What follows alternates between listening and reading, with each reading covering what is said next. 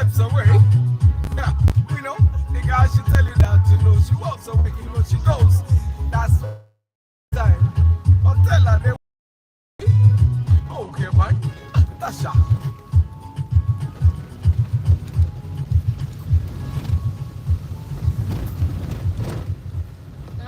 Yep. Mommy. Tell her to wake up. Mommy, wake up.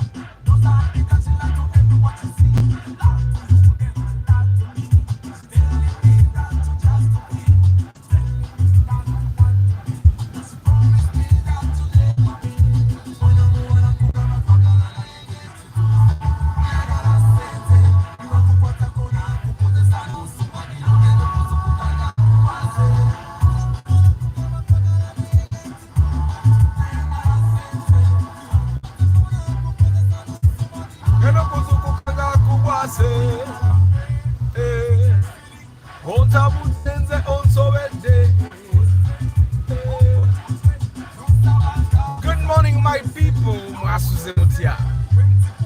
Don't see on the Kankari Day.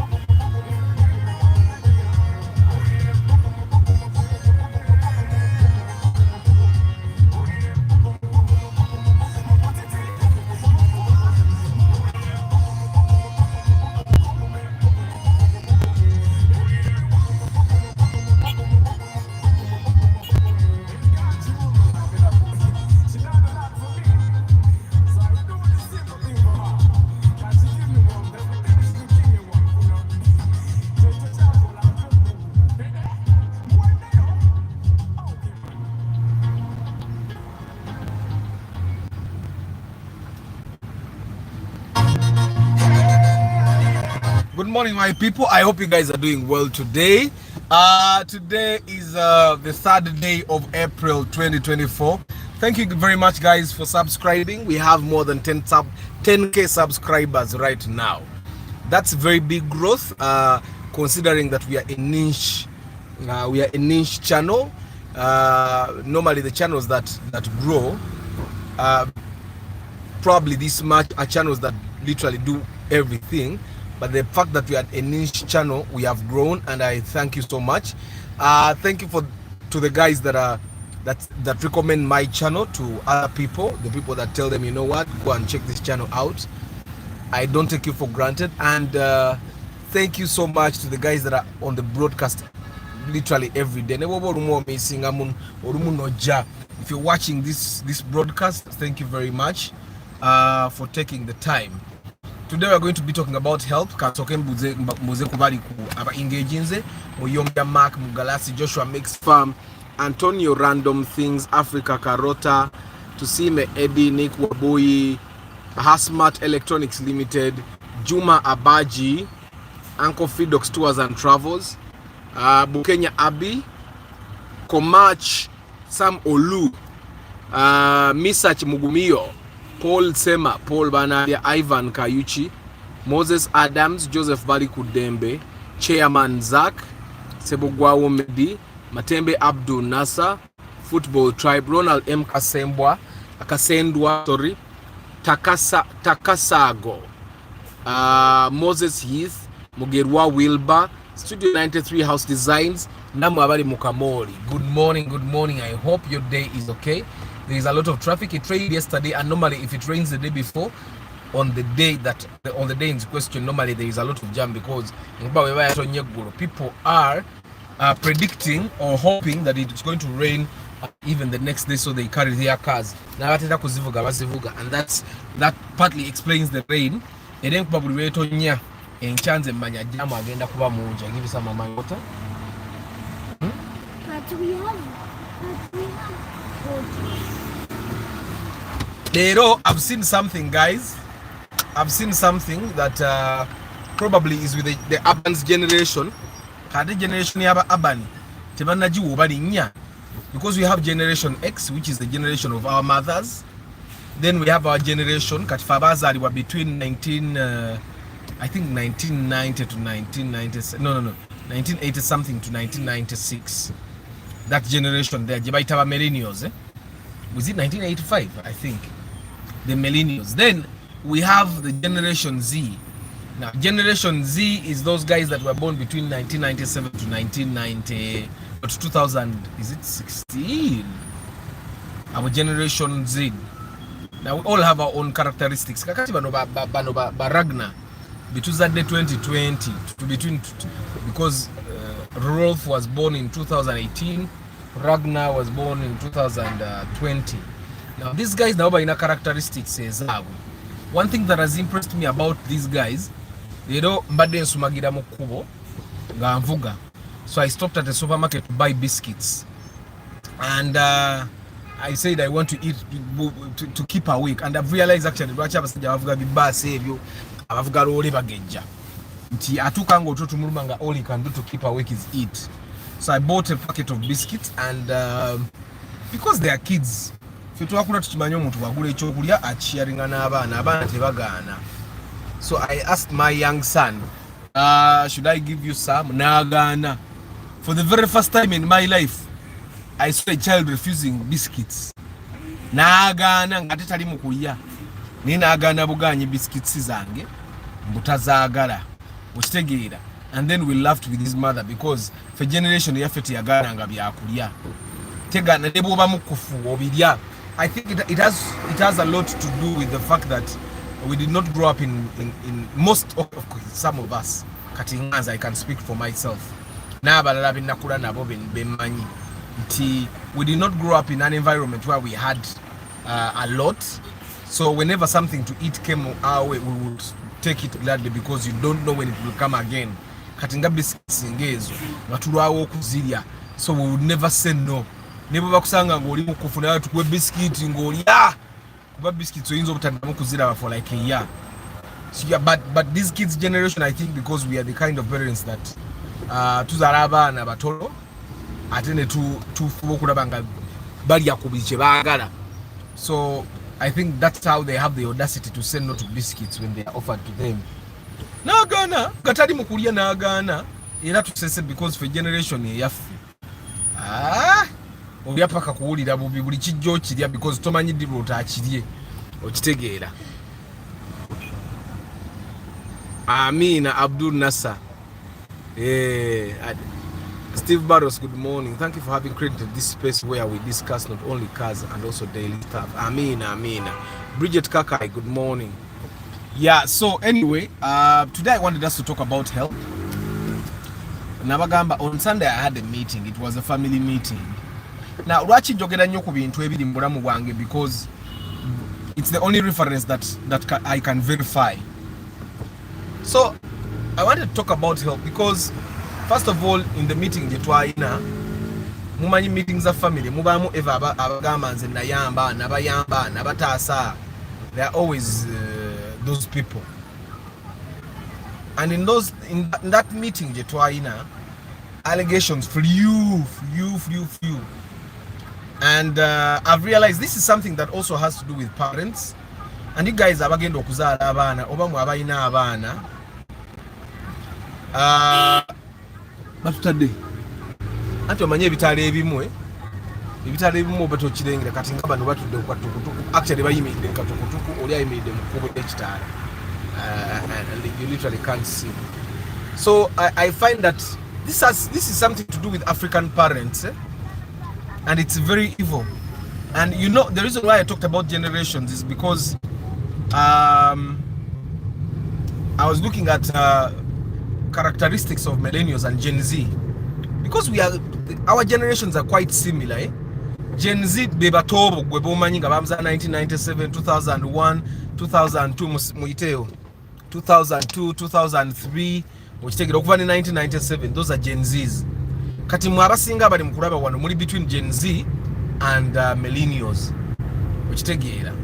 Kati one of the thing that I read about generations, these two generations, is that bana abantu ababiri, the Gen Z and millennials, they are making it normal to stay away from their parents. They are making it normal to stay alone. They are making it normal to not have kids. They are making it normal to not have friends. And in a way, I find that it's killing them, because in a generation, gender bechasinze suicide. The generation gender bechasinze kubane overdose. Look all the way from 1995 over 2001. I'm aware got an all the people that overdosed. Okay, majority of the people that overdosed on drugs.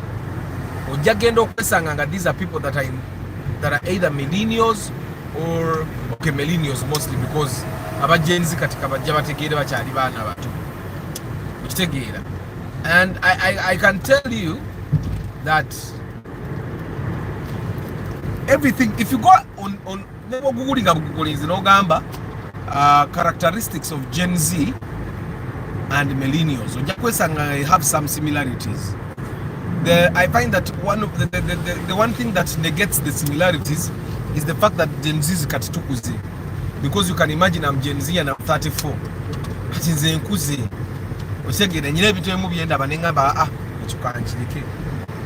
I was talking to a certain lady sometime. You know what? Because ya ina abana bonna Gen Z. Mugamba abana bamwe bagenda bafukira ekisibu ansonga. Because omwana w'omukulu wa 2001, you know what that means? Pure Gen Z. Aina abana bonna Gen Z.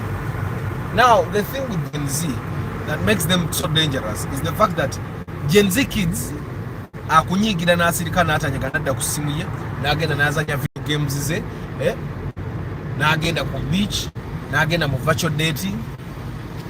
These Gen Z guys, the reason why we are a little bit different is because Gen Z has a lot of technological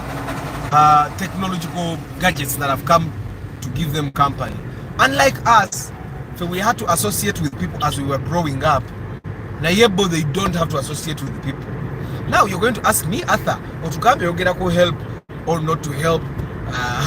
Let's do it the right way. Racho genze your one song game. Because there's this thing that I've seen with African parents and elders. But mostly it's African parents and African elders. What is help, guys? When you think about help, I will help you. What do you think they mean? I will help you. I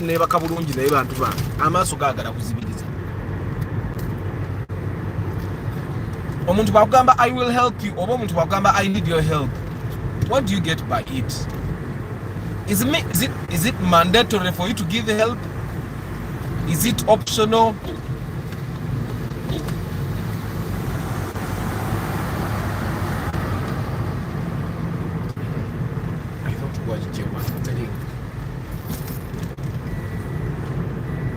So guys, what is help? And when should someone give another person help? And for what reasons should one person give another person help? And what should they expect in return when they help? I find that this is a very important subject for us to talk about, because growing up in Africa and living in Africa, we have been helped a lot. In the help, I've been helped literally by all the people that saw me grow. My parents died when I was 2 years, and from then on, my grandmother was looking after me. Then she went to Ambassadors of Hope.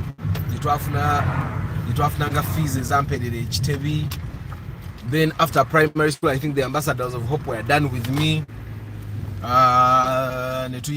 Senior one, yali ya Moses Kaluleka Sujja nenso gwewumulire nsomesa paka nga senior 3 wewumulire neva musomero generali na iba was affordable. I think jaji ali agezako afuna.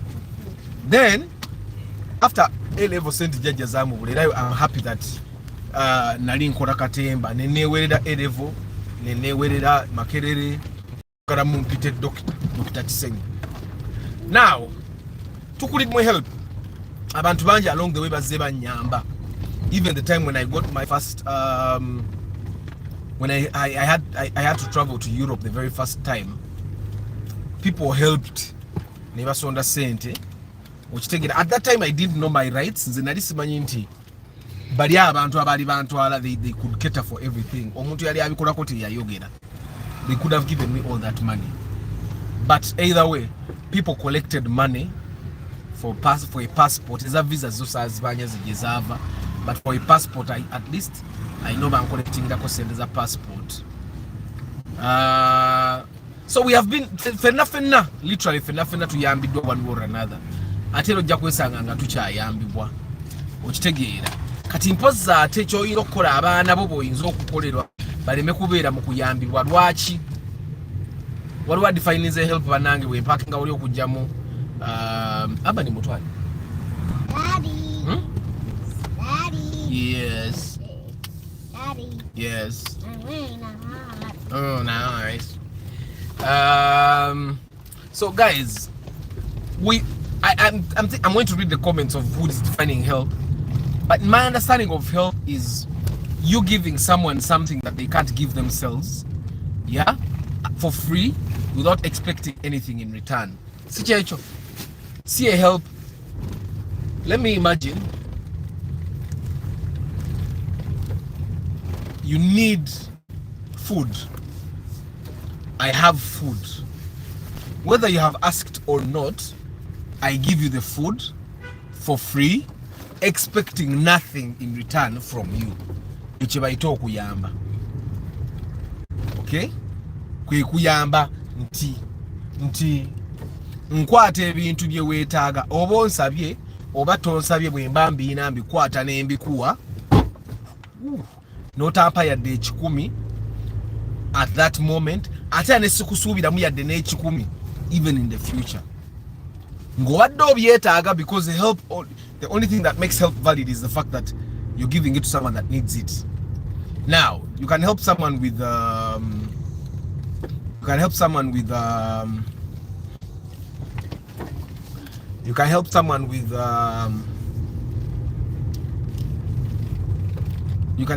with food, you can help someone with data, you can help someone with airtime, you can help someone with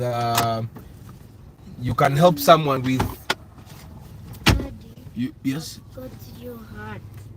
Thank you. You can help someone with clothes, you can help someone with a place to stay, you can help someone with a job, you can help someone with you can give them a phone, you can give them a job, you can give them food. I'm repeating myself, it's literally school fees. You are literally helping people with the same things that they can be helped with by anyone. And help is help. You don't have to expect anything in return. Help can be in different forms, can be linking you to someone that adds value to you in cash, kind, opening a door of opportunity, etc. So you're giving someone something that they need without expecting anything in return. That is help, right? That is help. Vincent W. Toddy Ronald, good morning. For our generation, refusing it would imply that you are sick. Exactly. Moses Heath, it's true, bro. Okay. Chris Da Vinci, good morning. Okay.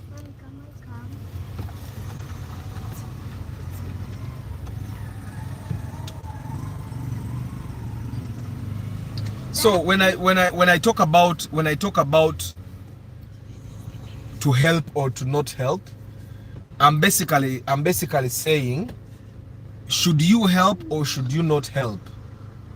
And the reason why I'm saying this is because sometimes people help when they should not be helping, and other times people don't help when they should be helping. I don't know if I make sense.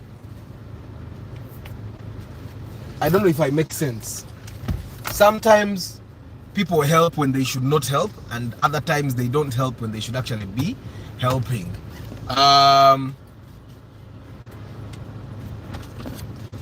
And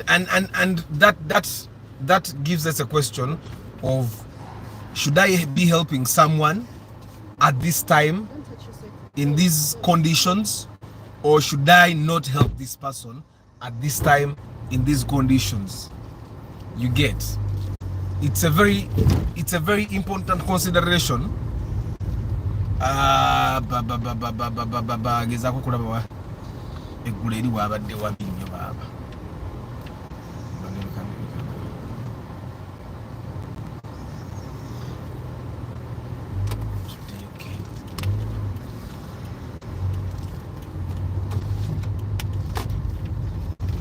So, should you help or should you not help, and how do you do help the right way? we are saying that help is help. It's very easy for you to say omuntu oyo namuyamba, but the moment you say namuyamba, you did not help. I don't know if I make sense, guys. You have the urge to remind someone that you helped them. Kanzijeko phone cover, kanzijeko phone cover. Anti ya Samsung movie man.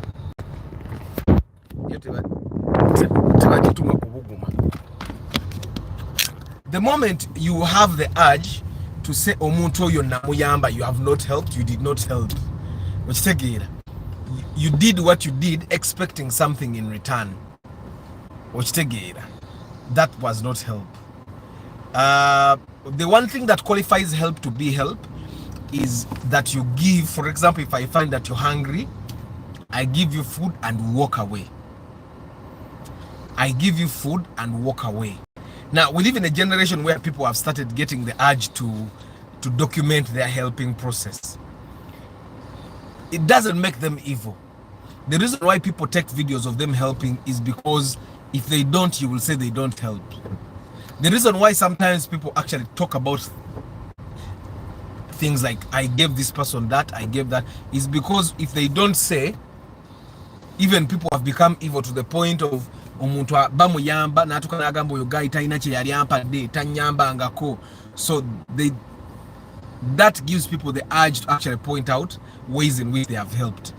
If you have been triggered to point out that I helped you, that is understandable. But if you are not triggered, to point out to people how you helped another person, and you're simply doing it because it's in your nature to remind people how you helped them, then you did not help.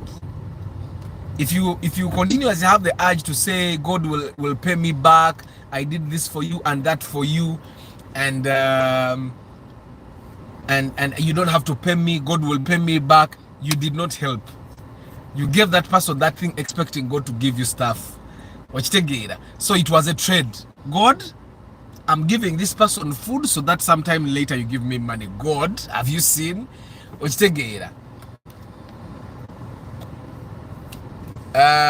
Tony is saying help is to provide something to make it easier for someone else to complete a task or deal with a problem. You have forgotten to add without expecting anything in return. That is help. Otherwise, if you expect something in return, you're not giving help. You are either providing a service or you are trading. Urban, you sleep, I'm taking you to my workplace. You get. Now, where am I getting this thing from? I had an interaction where children were complaining to their mother about things that were not making them happy. Okay? They were telling their mother, you do this and it doesn't make us happy. It hurts us. Now, without even listening to them, the mother even said, I don't even want to listen to what you're saying because of all the things I've done for you, you choose to try and tell me what I've done that doesn't make you happy. You get. Of all the things I've done for you, you get. And then of course among the kids were some orphans, and then the lady was pointing out nze nefiiriza nesikola kiri nenkola kiri nenkuyamba nze nga nyambye abantu biki mwenna benyambye ne mutandika kunkomplainingako. You get. And personally, I'm one person that will say I'm not going to do that. I'm not going to be able to help you. And this is something that I've developed in me slowly because I realized that obo yagala oba toyagala, for you to understand that you are alone in this world, whether you do what or what, dwala. Because when we fall sick, majority of the time, it doesn't matter how many people are willing to be there for us. Mubuliri olimu wekka bw'olwala, sicho? Mubuliri obeeramu wekka. What does that mean? At the end of the day, it doesn't matter what you did, if what you did for other people to see that you did it. There are people that I've seen that helped genuinely, that were there for other people genuinely. Twali mukuzika some time ago, I think like 2 weeks or 3 weeks ago, and butwagenda mukuzika omwami yali afiiriddwa omwana we. He used to work in a very big organization, and he was in transport nga avuga ambulance, avuga chi, and every time they had a problem in their family, his cars would always be available. Nguruma alete moroka ssatu sina zizeze ebitongole niziyamba emiri niziyamba ko bichi. But it was a comment that came from one of the people that knew him very well, because we afiirwa omwana we newe bamuzika siwe bali balina okumuzika, bamuzika one which was very near to his house, nengera its family land. But the reason why they buried his child there was because he failed to raise transport to take that child to the ancestral burial ground. So they had to improvise so that they bury this person. Ekyokubiri, this is a story they told me. Nti abantu bano omwana ono bwe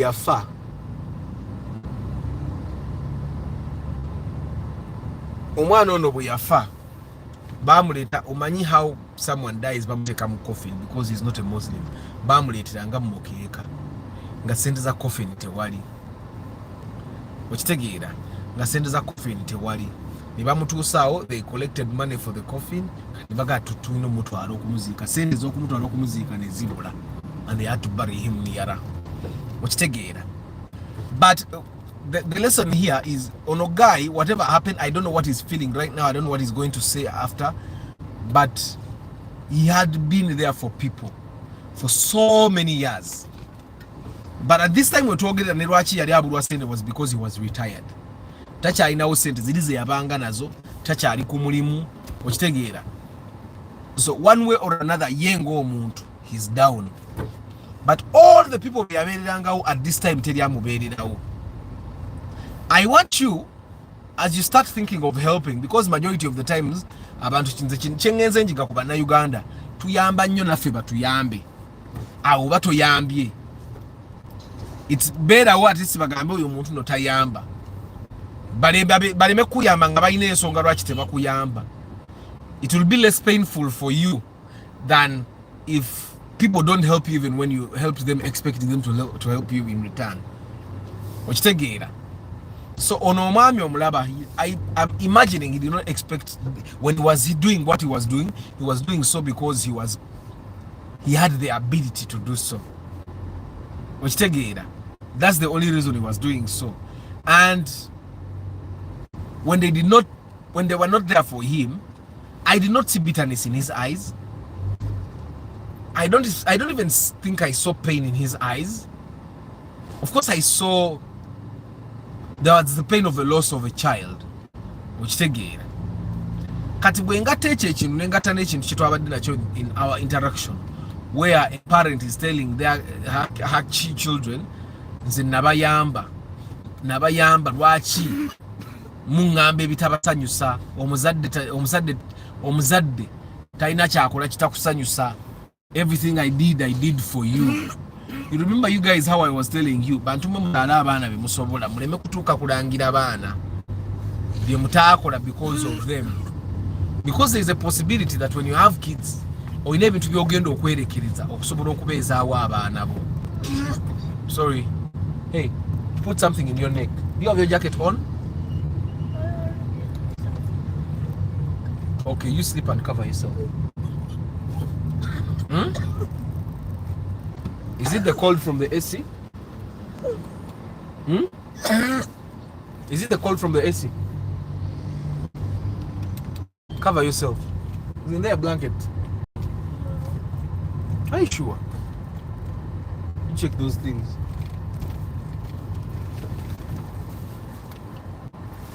So, to help or to not help, first things first, guys, try as much as possible to avoid helping. Okay, try as much as possible to avoid helping if you're helping expecting something in return. Gwe buwono yamba nga olina ky'osuubira in return, bambi toyamba bireke. Oyo omuntu muleke oba afa enjala afe. okitegeera. For example, someone okunzirako abakuwoza ebbanja,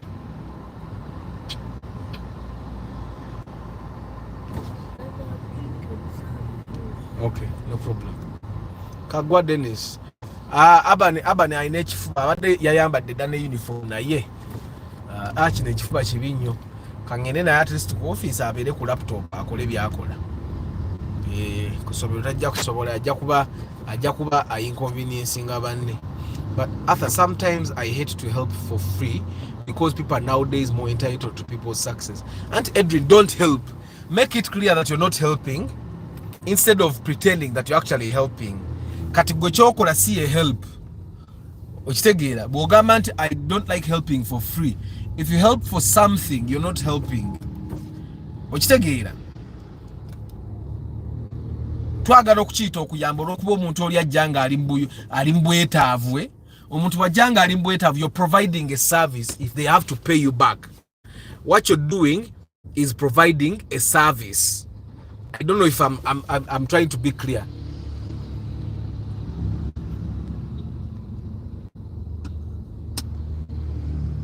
Help is good by giving someone work and pay him. Pade checho oli mu time.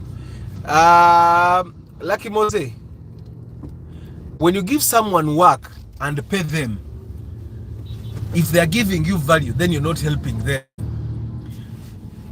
You had a gap that they filled. You're not helping them. Because if you give someone a job and you want for them to think that you helped them, it means they owe you more than the work that they are giving you. Nze bwempa omuntu wange omulimu bw'atagukola bulungi mugoba. But you see, with help you cannot fire a person that you gave a job. That's what happens with help. Okitegeera, eri buba buyambi.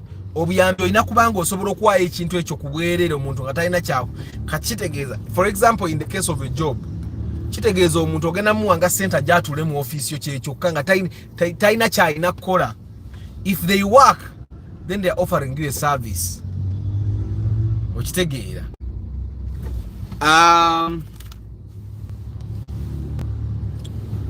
I've seen,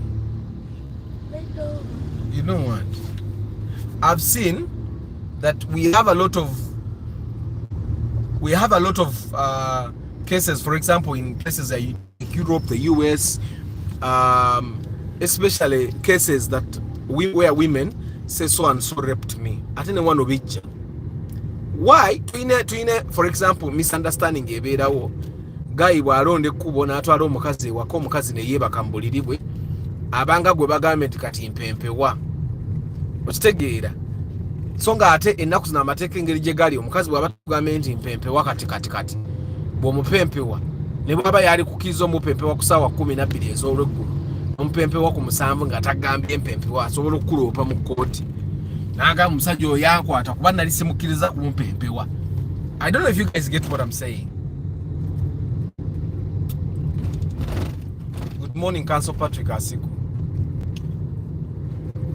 So guys, help. Buli bw'onoowulira nti you're giving someone something ng'akyetaaga, because normally help comes when someone needs it. Tesobola kubeera help if the other person does not need it.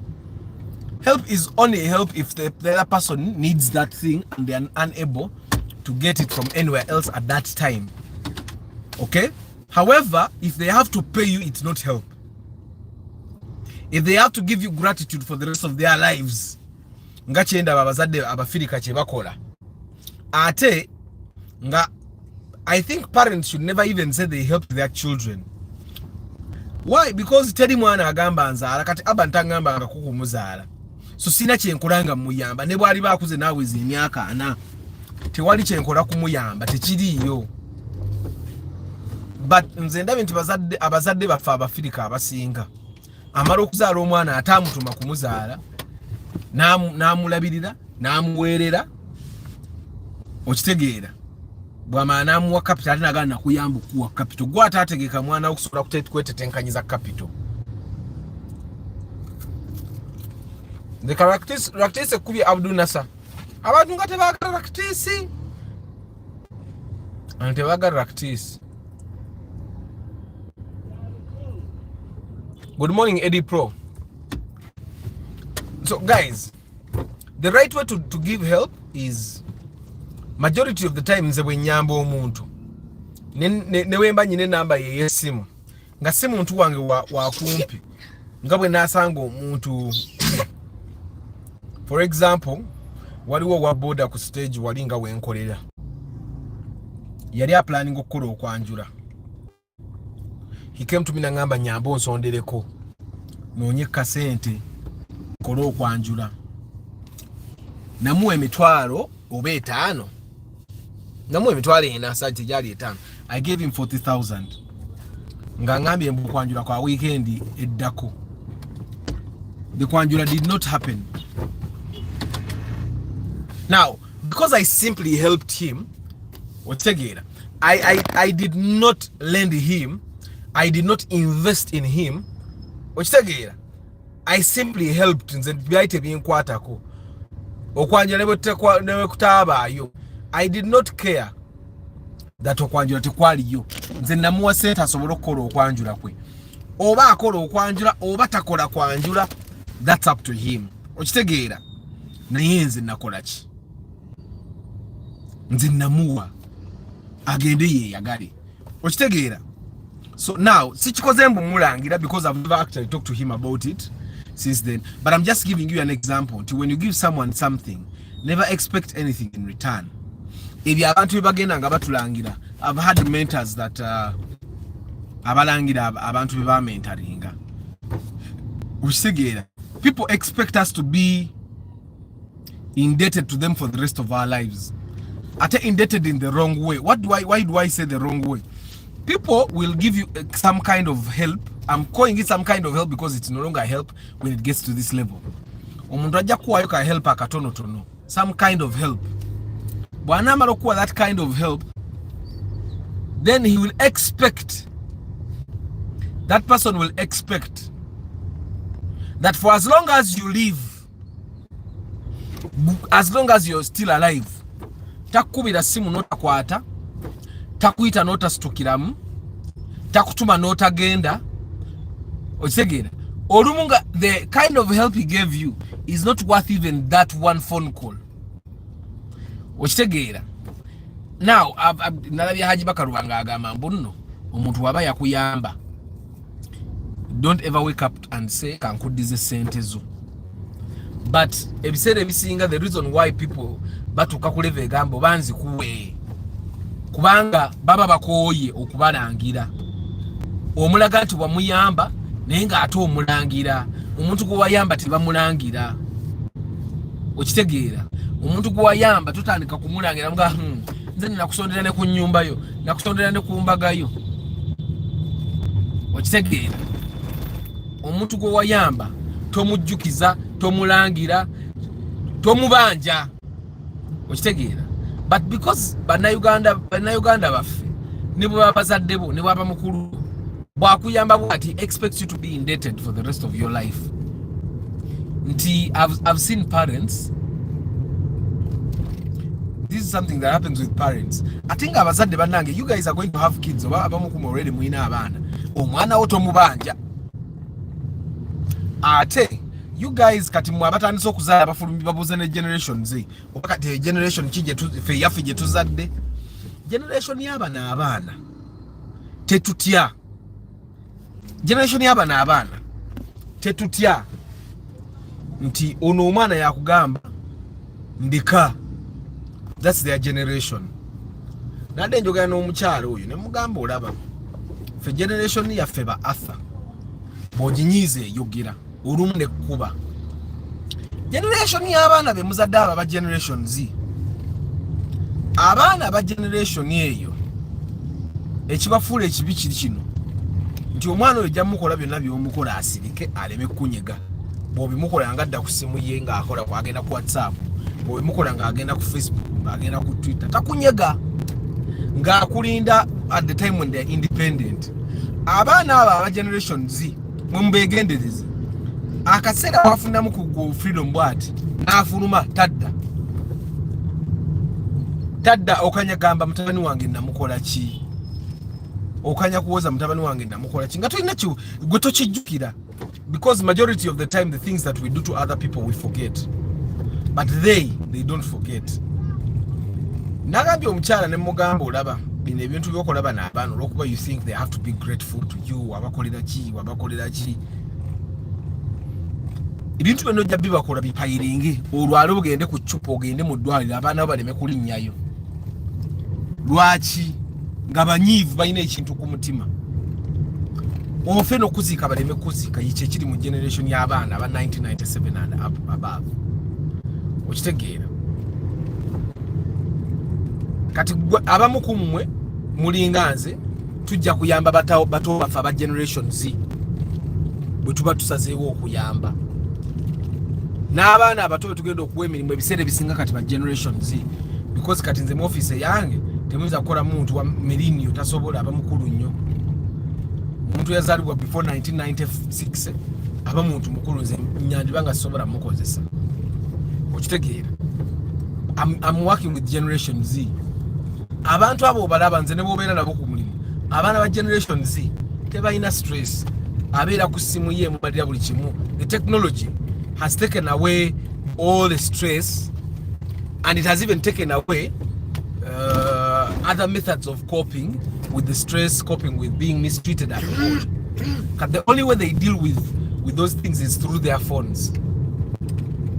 Kati bagenda okuzuuka eyo in the future ng'obulumi bungi nnyo, and kyekye nagambye omuzadde olwala ne batajja mulaba mu firimu ebintu ebibeera mu firimu. I think writers are very powerful people, they are very imaginative.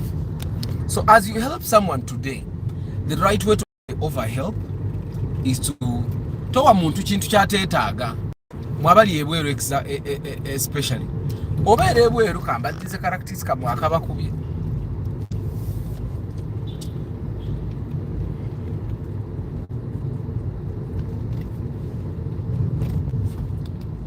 Mubagaaya abali ebweru mugenda ne mubeera ebweru buli mwaka buli wojja oleeta ngoye, buli mwaka buli wojja oleeta ngoye, buli wojja oleeta ngoye. Olunagira 5 years from now ng'obajjukiza saaba wange engoye, saaba leeteranga engoye baazikutuma. Okitegeera? Guwasalangawo nti engoye kye kintu ekyangu ekyokutwalira abantu b'e Kampala, n'ogenda mu China market n'ogulayo engoye n'ozireeta.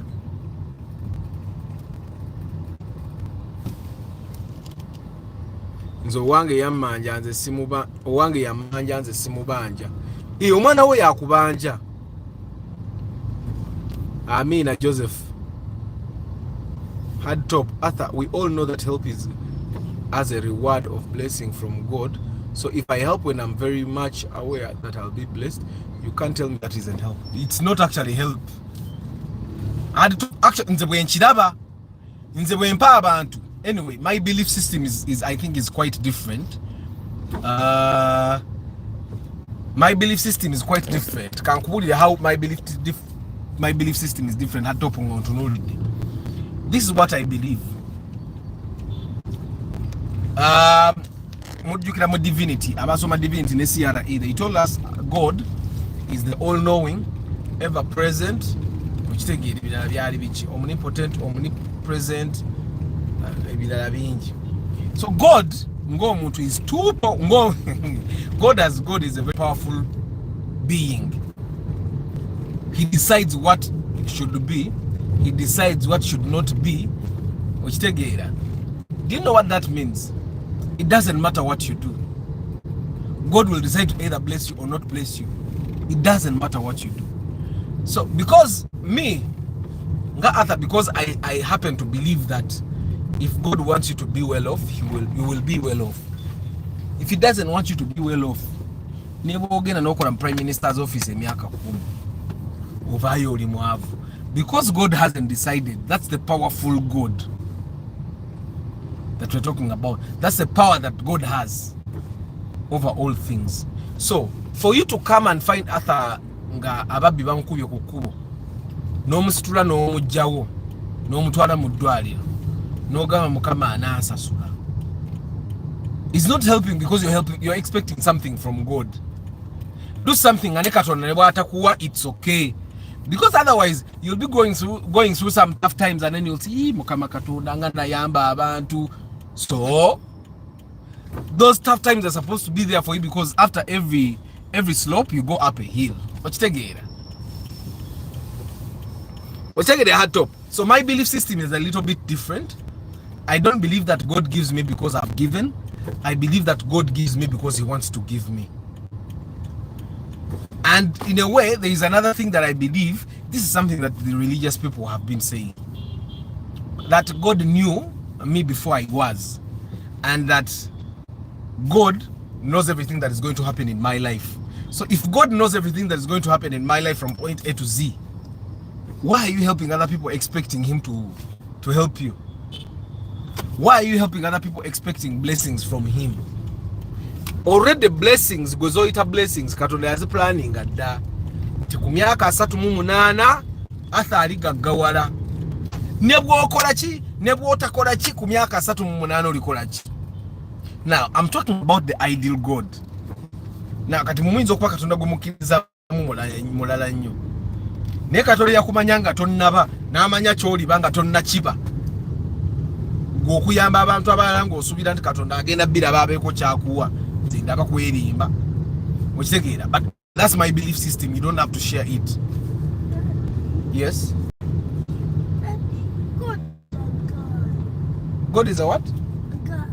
A guy? A guy. Are you sure? Who told you that? Who told you that? Huh? Mommy told you God is a girl. Mulira abakazi bwe spreading a feminism. God is a man with beards. Yes. God is an old man with beards. Very wise also. So anyway, guys, the right way for you to do help today, starting today, the right way for you to do help, and you don't have to this doesn't have to be the gospel. No, it doesn't have to be the gospel. But I can tell you that I told you to cover yourself. Okay, now kuongeza kwa temperature and everything. I'm 28. I think people will meet up. So the right way for you guys to offer help starting today, from my perspective, because I find that there is a lot of bitterness in the world. I find that there is a lot of unhappiness. Why? Because abantu bayamba nga basubira help, nga basubira returns. Okitegeera kyovula abantu omuntu bwafuna misoli naye omuntu nga yayamba abantu, so yabayamba. And guys, let me tell you this one thing. This is something that we have been talking about with my cousin constantly. If you don't help me, I will leave. If I don't leave, I will die. The world will forget about me. And so whenever you think that your help is that if you don't give it, you guys, ekintu kiri kimu ky'olina okumanya. Gwe bw'otayamba muntu omulala ajja muyamba. Ate naye bw'atamuyamba oyo ajja kubeerawo nga tebamuyambye era ajja kusurvivinga. I don't know if you guys get what I'm saying. Mbagambe, when I was in primary school, jajja wange fees zange yazijja mu Ambassadors of Hope. It was an NGO. Bwe nadda mu senior 1 to senior 4, weewummulire. Moses Kalole Kasujja. Moses Kalole Kasujja n'agenda nsigala nga tusoma mu senior 4 VAC. Mu senior 4 VAC. Jajja obwavu bwamuluma. I remember that period. But somehow things worked out for me. Nintandika okwewerera mu A-level. Ninewerere makerere. If someone would have told you that, you know what? If God had told you that, you know what, Arthur, obanga agamba jajja wange mu primary ogenda kufuna sponsorship okuva mu Ambassadors Hope, mu O-level omufune wawe umulire, mu A-level ajja kwewerera. Even my grandmother would be surprised. But it is what happened. Nti natuka mu sasoma first time ya senior 5 era nga abaana abamu abali mu tuluba lyange. Abaana bangi abali mu tuluba lyange tebasoma first term ya A-level. ya senior 5 sigamba nti bali tebakyetaaga sente zitandika elevo zaali zibuze zisimanyi oba elevo naali gisomye but some of things worked out and they did not work out because I helped someone kuba nali muto okitegeera. I think giving or helping freely is not a culture for Africans. Chandiba edipronga checho. Chandibanga checho.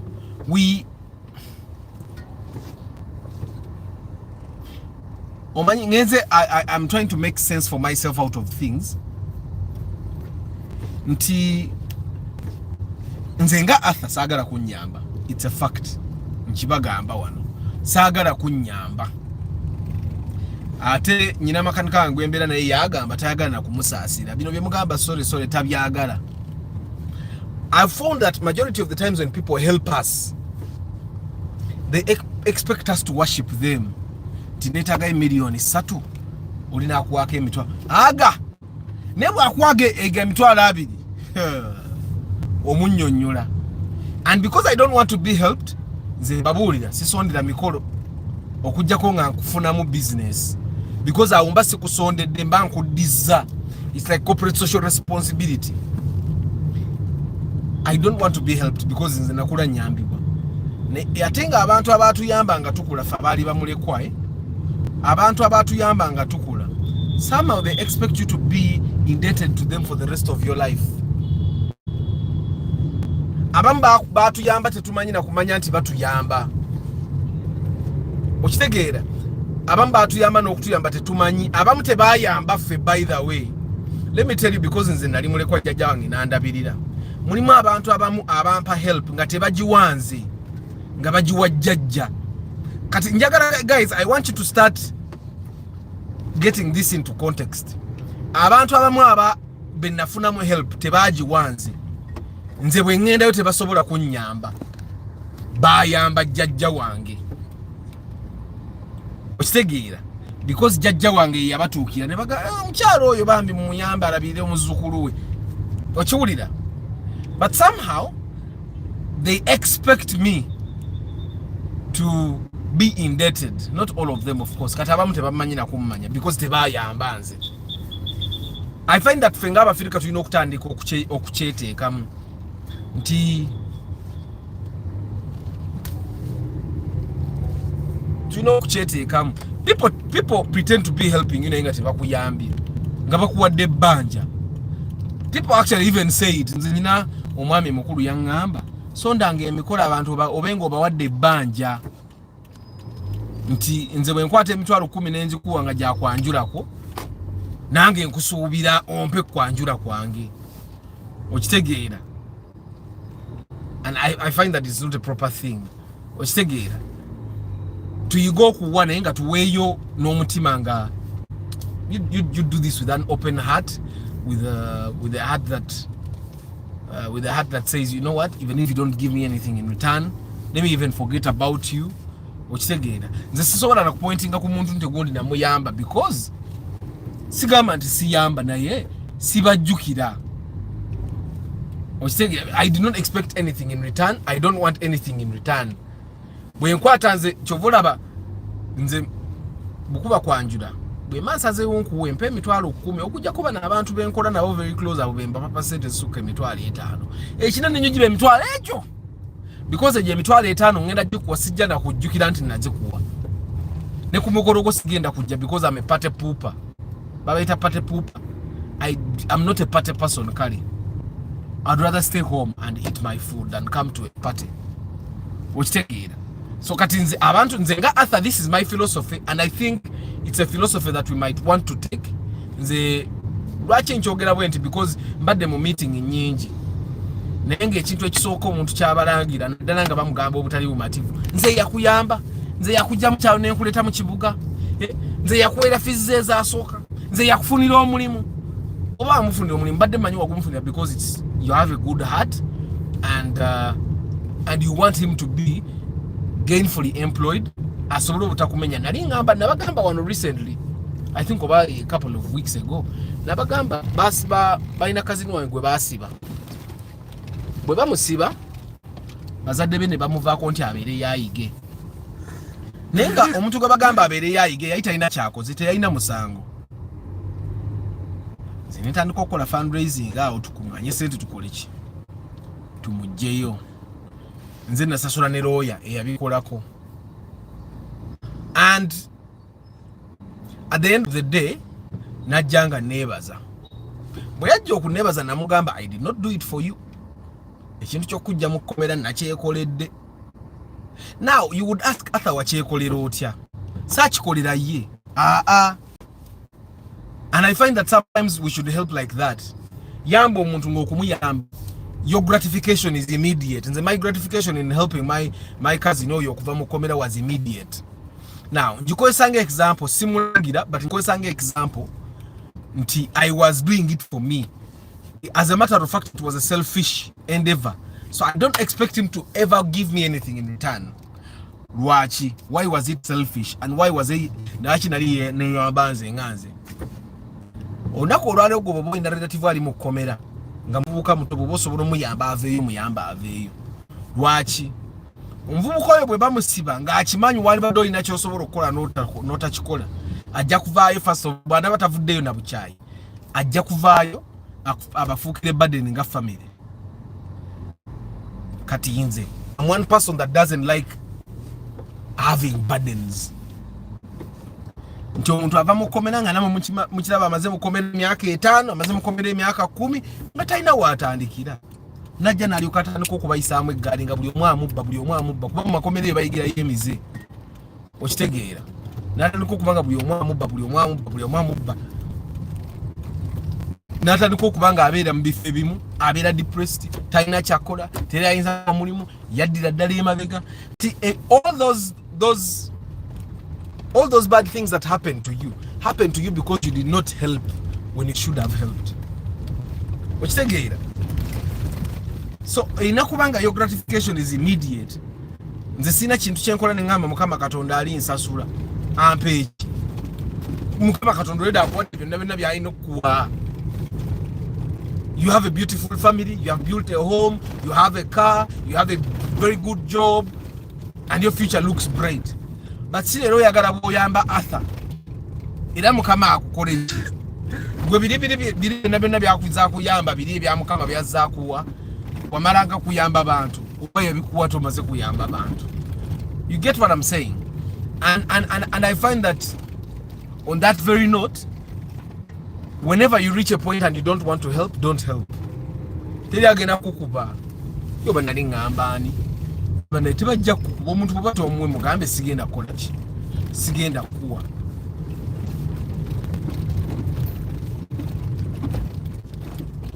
Nina video baza kubala maze kulaba something interesting here na ndio kanzi tikira.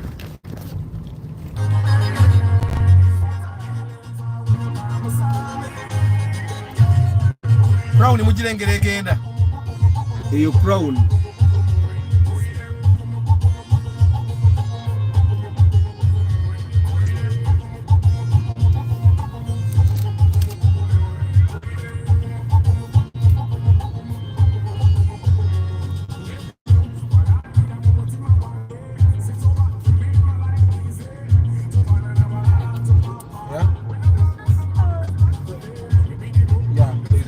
there. Why?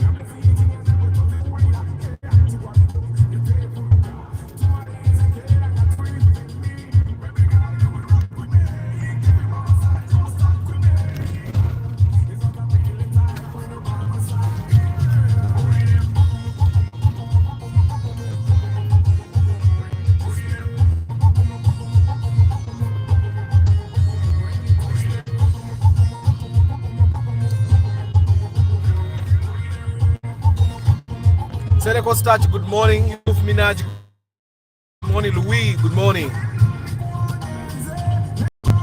Seneco Samuels. Moses is Nagamba. That is when I ask, where does one draw the line of helping too much? Sending me the videos abuse our generosity. There is nothing like helping too much. Me, I find that gwowuliranga nga omuntu osigala omukolera ekintu kyotayagala mukolera oba tokyayamba kati or you have become addicted to being praised. Because they've said everything about you imagine the words in their mouth. Oh, tata webale nnyo, omukama akuwa omukisa. Hey, wagamba cheyo joli erandani. Bitambula naye embezi z'abazungu. Ndoza muli eyo kati muli ebinyamanyama, muli azebbaga ne pizza. Ne munango otubeererawo mukama akuwa omukisa, mukama akuwa omukisa. Okitegeera? It's those the continual praises, the continual promises of God's blessings that keep you wanting to to assist these people. But the thing is, if you say everything abantu boyamba over and over again nga tojira nga tebava we bali, those are the people that they become psychophants. They become psychophants. And they'll never stop. And trust me, abantu bwe batyo olunaku lwotasobola baya ojja kubalaba.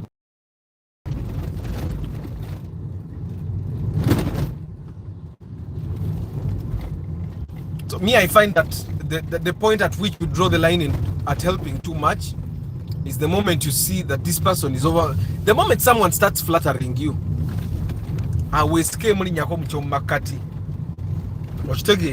because I found, in my experience, I found that people that praise you in your presence abuse you in your absence. Kati mwe mulaba abantu abagenda ne bawaana President Museveni in his presence, then mulabe ne byeboogera nga bali bokkaboka in private. Then mujjukire ebigambo ba Abedi byabwanika bwe bayogera nga bayingira Nuupu ne byeboogera kati. Let me see.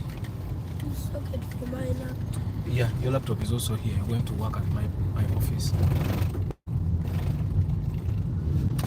So Moses Heath, me, I find that bwotuukanga n'olabanga abantu bowa byowa bakuwaana nnyo, katandika okulaba otandisa okufuna gratification, otandisa okufuna payback.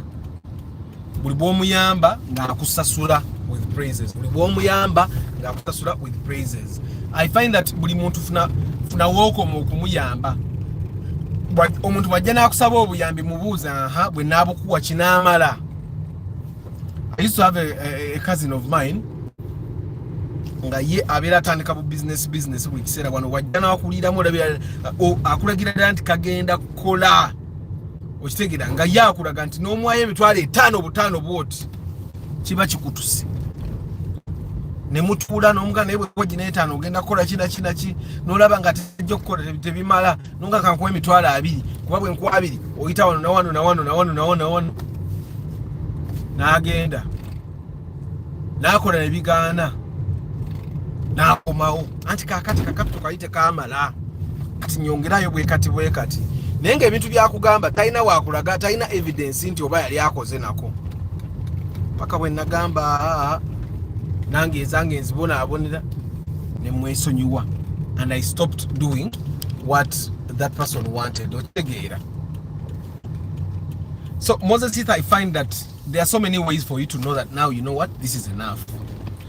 But me, I've realized that one of the best ways for you to see when it is enough is when you start getting praises in return for your money or in return for your help.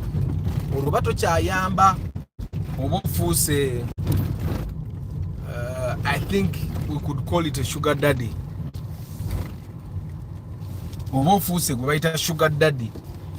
Kati oba omuwa n'akuwaana, he massages oba she massages your ego.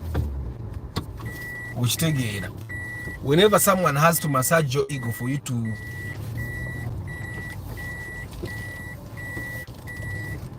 and the people that abuse your help are those guys.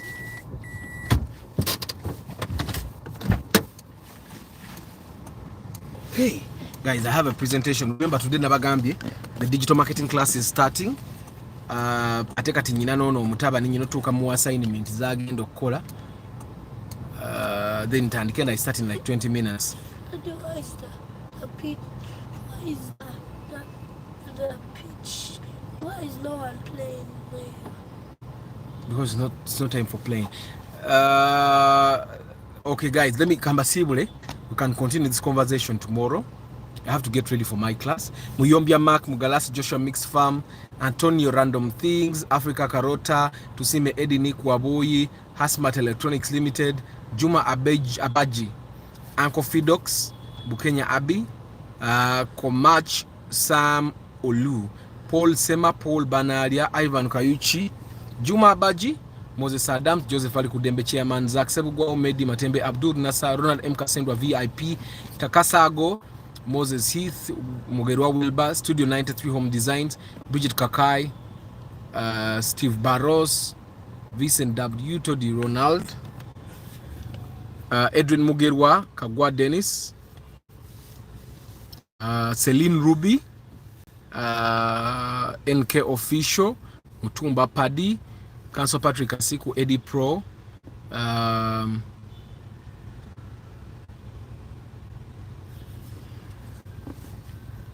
Hard Top, Sereko Samuel, Yusuf Minaj, Louis, Todi Ronald, Eric Chisitu, Binin Kamori, all alone. JK. Jeko Bulanyo. Besigensi Kenneth bana guys kamba sibule ngene ihe class yange yorwa lero. Mukama bawo mukisa njabala bencha. Ciao.